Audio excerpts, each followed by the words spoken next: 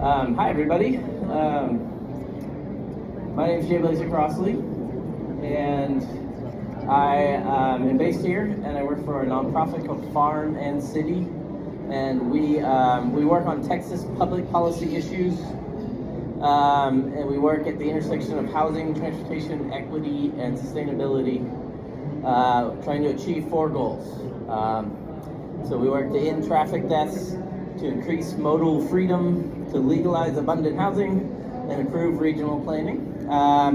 So quickly, I was going to tell you about what that means, and I hope it's kind of interesting, and then get into the case for public transit in Texas.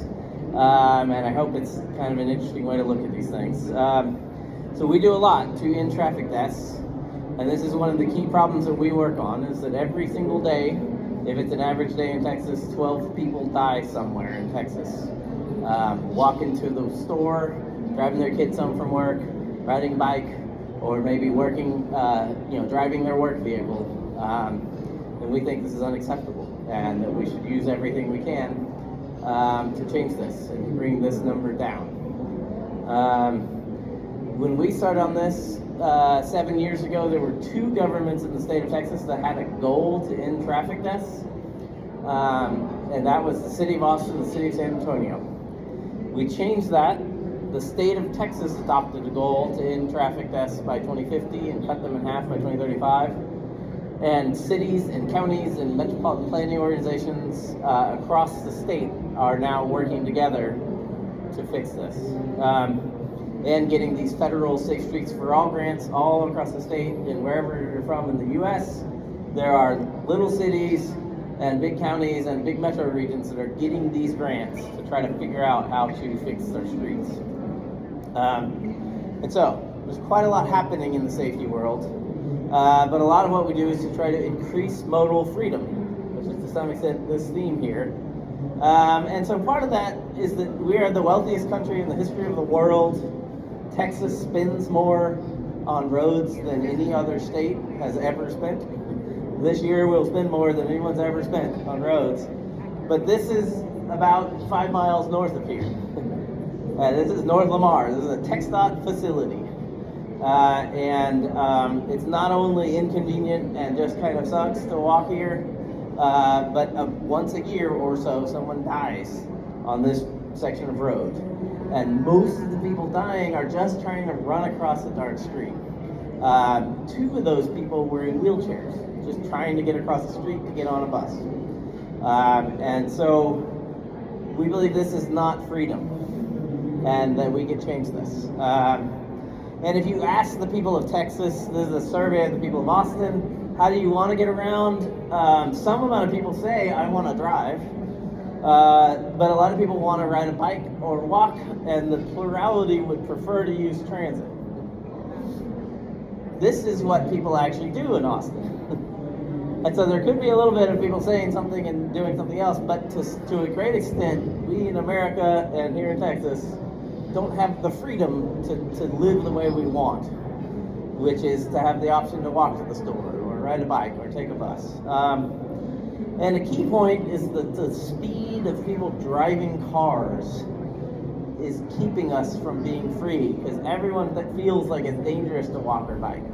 And if anyone's driving over 42 miles an hour and happens to run into you, you have 50-50 chance of surviving. And so the speed of people driving inhibits our freedom to walk around our cities. And simple things like this. Investing in just better street design and better sidewalks can actually significantly change this. And finally, there's an intersection of equitable transit-oriented development and transit and allowing people to live in dense places. And all this chart means is about 100,000 people ride transit in Austin today. If Austin builds the light rail and bus system that we have funded now, but doesn't change our land use at all, we expect about 250,000 people will ride transit in the future. But if you actually allow density to happen along the light rail stations and the bus lines, the models show that more like 600,000 people would use transit every day. So we also work on legalizing abundant housing. And there is a story about Austin, like many places, is unaffordable, but that story is not the same in all neighborhoods.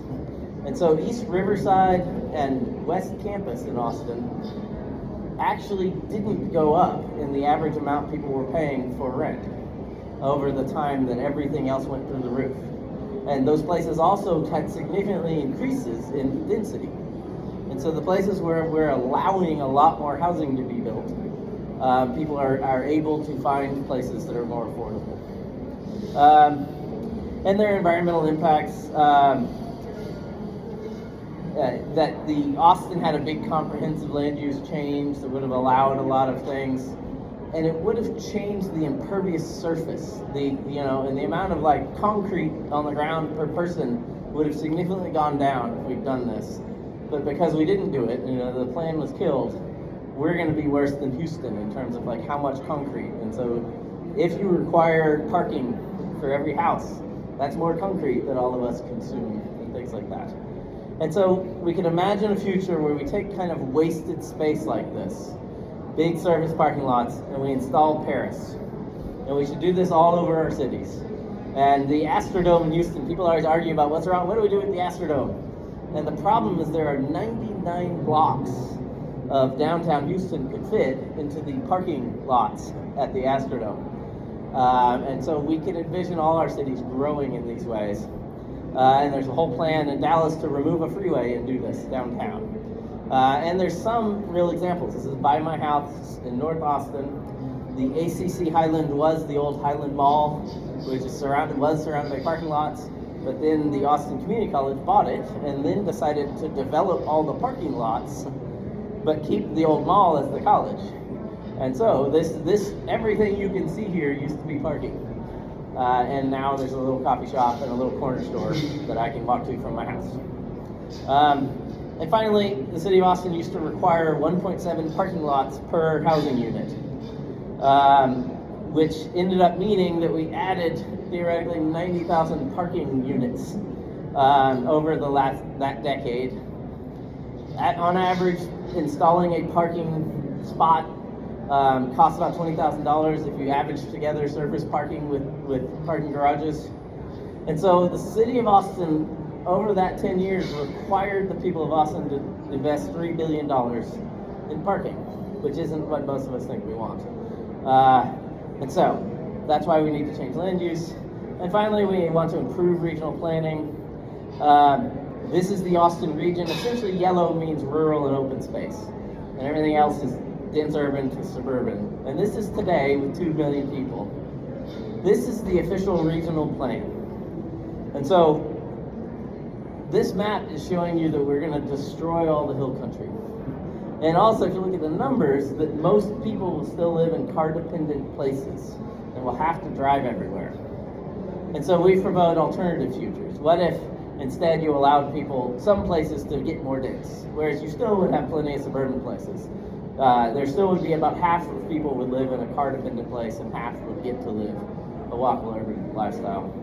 And so we need to be making it easier to walk and bike and take transit and to drive safely. And so finally, you couldn't see that whole thing. This is the neat stuff I've been working on, sharing with you, sort of walk through it. But the whole, how much are we spending on transportation? And probably most of you have heard the perception that public transit is subsidized and that driving is freedom, essentially. And so this story back in 2000, when George W. Bush left the Texas governor mansion and went to be president, he had carried on Ann Richards' legacy of a pay-as-you-go transportation system where generally users were paying for the roads. The blue here is amount of subsidy, amount that was coming from other sources, from sales taxes and other taxes, whereas orange is how much user fees we're paying for our roads.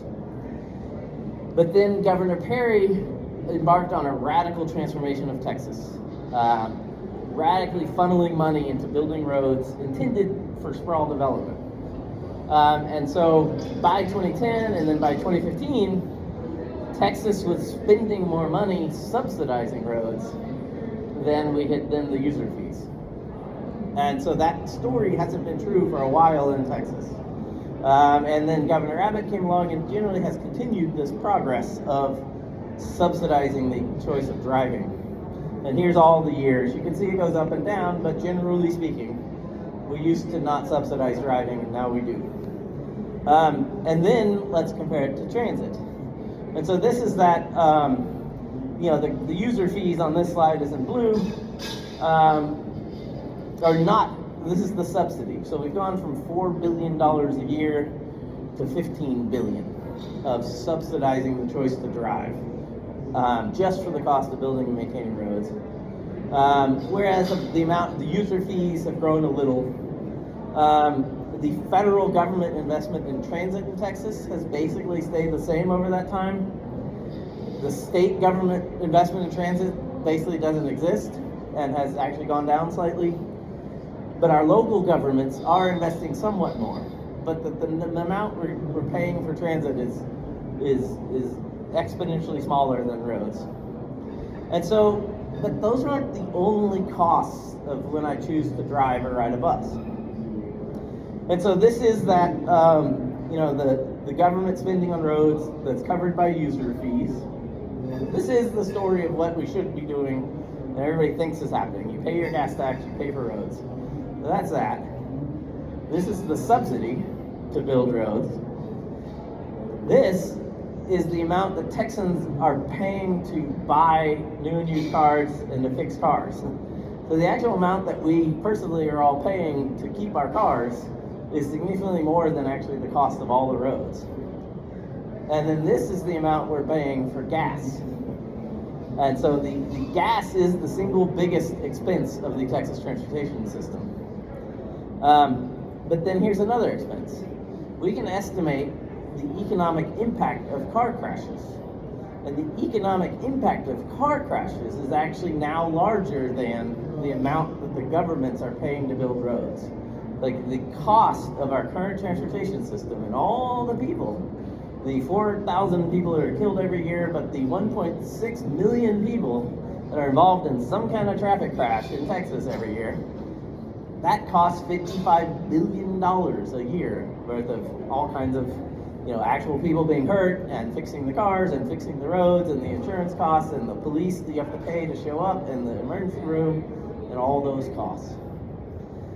And there's also congestion, which is a smaller problem than crashes, which is usually surprising because so much effort goes into teaching all of us that congestion is the one thing that we all have to solve. And just if there's anything you take away, the crashes problem is twice as big or more than the congestion problem. And ironically, if we just address the crash problem, a lot of congestion is just because crashes happen. But it is another cost.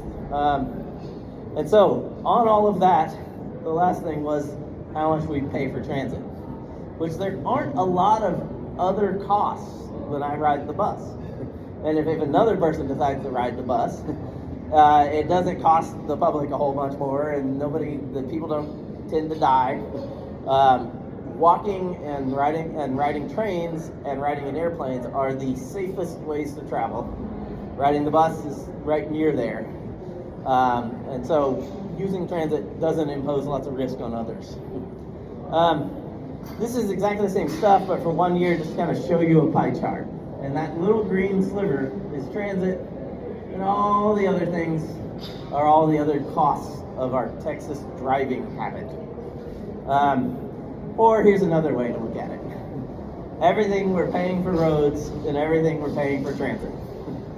And this is what we, the people of Texas, are investing in right now. And this slide, I have to say, all of this is somewhat preliminary, but all of this is we have very good work on, and we know these things. Whereas doing this final calculation, I'm not quite sure if I did something wrong.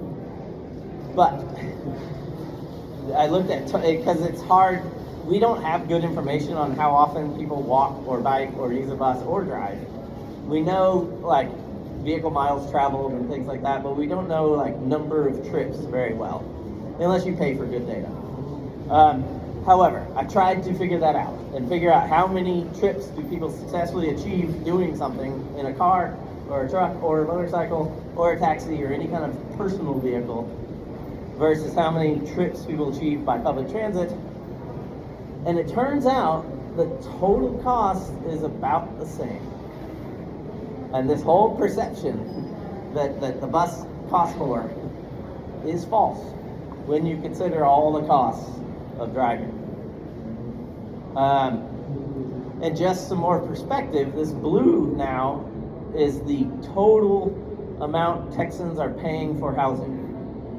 And this is this is average housing cost, which does include how much people pay into property taxes and paying their utilities and things. But we've been talking about there may be some other externalities we hadn't thought of in housing. However, generally, here in Texas, we're paying about twice as much for driving as we are for our homes. And then we're paying basically nothing for transit. Some important notes here. As explained, the housing cost is simply average housing cost times 30 million Texans, or times the number of households. And that there could be, basically all our cities have zoning and code enforcement staff, and those essentially are a cost of housing. And so we might figure out what that amount is. And so there may be some other costs of housing that we hadn't thought of. All of this is sort of a fun, trying to work this out. And so all of it needs to be checked. And then some interesting things we would add to this. There are more costs that weren't included. And so parking. Every time you go to McDonald's or came to this convention center or you go to a hotel or you go to a house, there likely was some parking.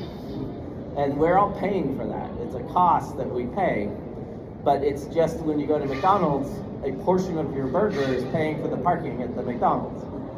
And so we would like to develop a methodology of how much is Texas paying for parking every year.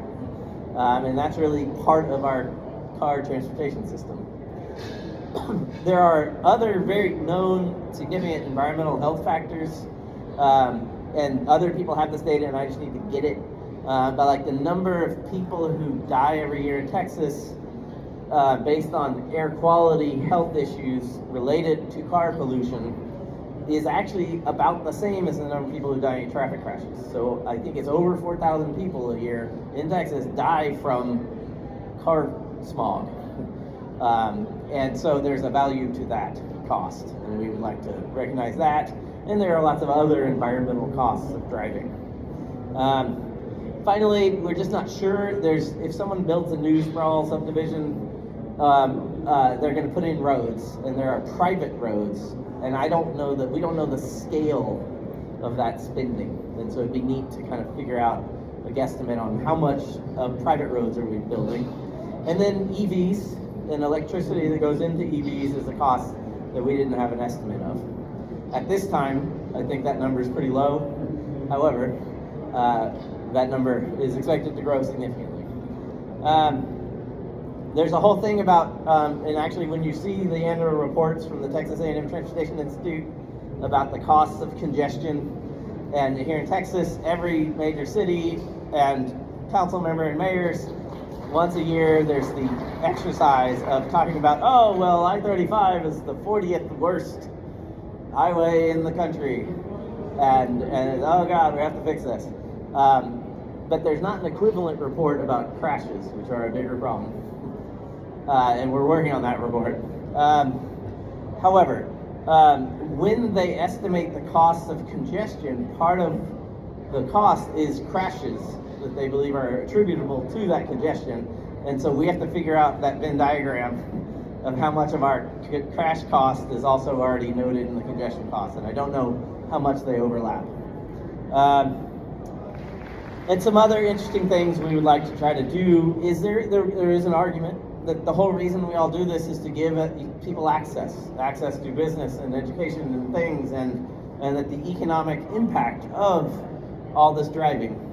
And so we'd like to be able to assess what that is compared to other states, compared to other metro regions, and allow for considering futures and what if we change these things. So with that, thank you very much. I hope that was enjoyable waterfall of data.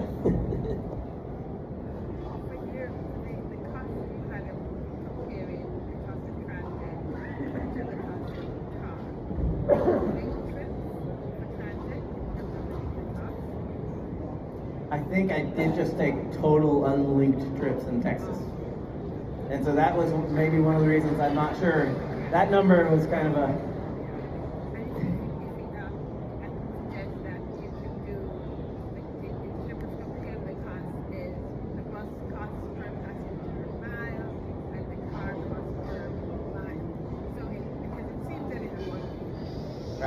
Right. Although there is a problem whenever we do those kind of metrics per mile, because investing in car transportation tends to make us all live further away from each other. And so to achieve the same goal of getting my kid to school actually takes more miles. And so if our metrics are per mile, it messes up our thinking, sort of in a funny way. But yes, we need to check it. So that part I thought was fun, but it is very preliminary. And I will not maybe post it on the internet yet. So, I believe I'm over time. So thank you all very much.